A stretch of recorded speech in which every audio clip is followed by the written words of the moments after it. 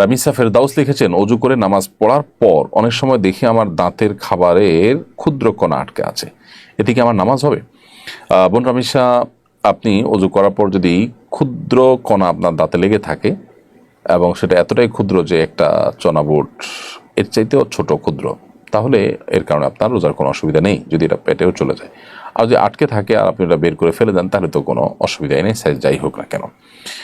আমিনা আক্তার আপনি লিখেছেন, রোজা অবস্থায় চোখ, নাক ও কানে ড্রপ ব্যবহার করা যাবে কিনা? বোন আমিনা, রোজা অবস্থায় আপনি চোখে ড্রপ ব্যবহার করতে পারেন, কানে ড্রপ ব্যবহার করতে পারেন, তবে নাকে ড্রপ ব্যবহার করতে পারেন না, কারণ নাকের যে ড্রপ সেটা আপনার নাকের ছিদ্র হয়ে কণ্ঠনালী হয়ে আপনার পেট পর্যন্ত যেতে পারে, সেজন্য এটা আপনি করতে পারবেন না।